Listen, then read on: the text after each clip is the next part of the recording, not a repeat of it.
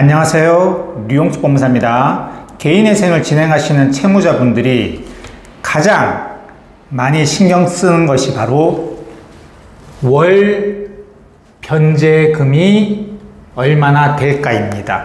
그러니까 개인회생 절차가 무사히 인가결정을 받고 난 뒤에 매월 36개월에서 60개월 동안 얼마씩 내느냐, 이거에 대해서 상당히 민감하고 궁금해 하십니다. 그렇죠. 이 월 변제금이 많으면 생활하는데 부담도 되고, 그리고 그 돈을 못 내면 개인회생 절차가 폐지될 수도 있기 때문에 이 월 변제금 산정이 상당히 중요합니다. 그럼 이 월 변제금을 최대한 낮추는 것이 채무자분들이 가장 원하는 것이겠죠. 그래서 이번 시간에는 이 월 변제금을 최대한 줄일 수 있는 꿀팁에 대해서 얘기해 보는 시간을 가져보겠습니다. 일단 월 변제금의 기준이 되는 것이 바로 가용소득입니다. 이 가용소득은 내가 매월 받는 소득에서 최저 생계비를 빼는 겁니다. 이 남은 가용소득은 전부 다 빚 갚는 데 써야 돼요. 그러니까 최저 생계비가 높으면 높을수록 공제되는 게 많으니까 그만큼 월 변제금이 줄어들겠죠. 그럼 이 최저 생계비는 어떻게 계산이 되느냐? 내가 혼자다. 그러면 1인 생계비. 2명이다. 그럼 2명 생계비. 그러니까 부양 가족 수가 많으면 많을수록 최저 생계비가 높아지니까 그만큼 가용소득이 줄어들고, 가용소득이 줄어들면 월 변제금이 줄어듭니다. 그러니까 최대한 부양 가족 수를 많이 인정받으셔야 돼요.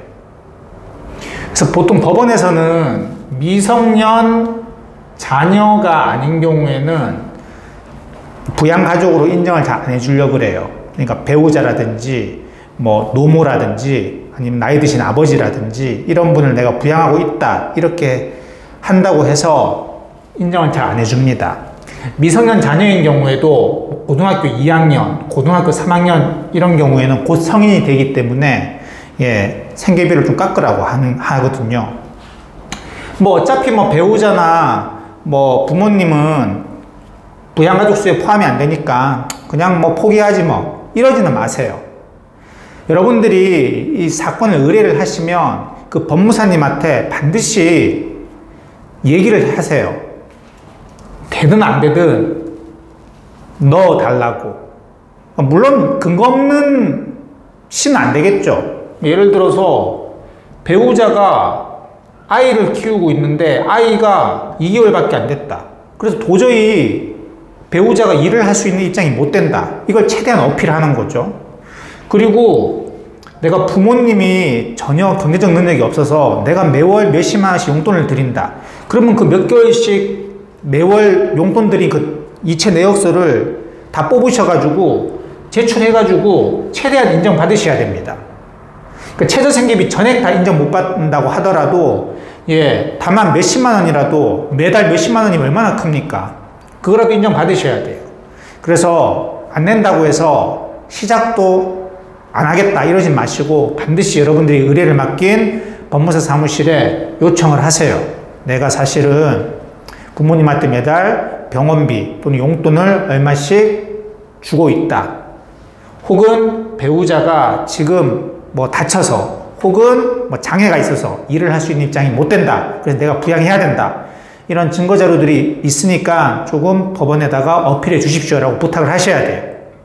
그래서 최대한 공제되는 금액이 많도록 하시길 바랍니다.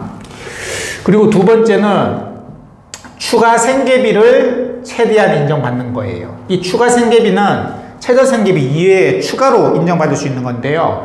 보통 월세 전부 다 인정되는 건 아니고요. 지역마다 인정되는 금액이 있어요. 그 금액을 다 요청하셔야 됩니다. 혹은 아이 학원비도 지역마다 인정해주는 금액이 있거든요. 그 금액도 반드시 집어넣으시고요.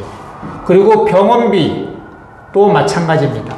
그러니까 이런 것들을 그냥 신청 아예 안 하는 의뢰인들도 상당히 많으시더라고요. 그러시면 안 돼요. 이 추가 생계비는요, 최저 생계비에서는 금액이 적긴 적지만 인정을 잘해주는 편입니다. 실무 준칙이 있기 때문에. 그래서 여러분 이 추가 생계비도 혹시 여러분들이 의뢰를 맡긴 법무사 사무실에서 빠뜨렸다고 하더라도 여러분들이 확인하시고 이것도 넣어주세요라고 얘기를 하셔야 돼요. 이 돈이 한 달에 30에서 40만 인정돼도 여러분들 얼마나 큽니까? 많게는 50까지 나갈 수도 있는데. 그래서 이번 시간에는 최저생계비로 사는 거 정말 힘들어요. 그렇기 때문에 최대한 월 변제금을 줄여야 됩니다. 즉 내가 살 수 있는 생계비를 높여야 된다는 얘기죠. 그러기 위해서는 이런 생계비들을 인정을 많이 받아야 돼요. 부양가족 수를 최대한 많이 인정받고, 그리고 추가 생계비도 최대한 인정받고, 그래야지 내가 생활할 수 있는 돈이 그만큼 많아지고 변제금도 줄어듭니다. 반드시 이 두 가지 꿀팁은 알아두셔가지고 여러분들이 개인의 의뢰를 맡긴 법무사 사무실이나 변호사 사무실에 반드시 얘기하시길 바랍니다. 되게 많이 빠뜨려요. 그러니까 반드시 여러분들이 얘기해 주셔야 됩니다. 지금까지 류홍석 법무사였습니다. 감사합니다.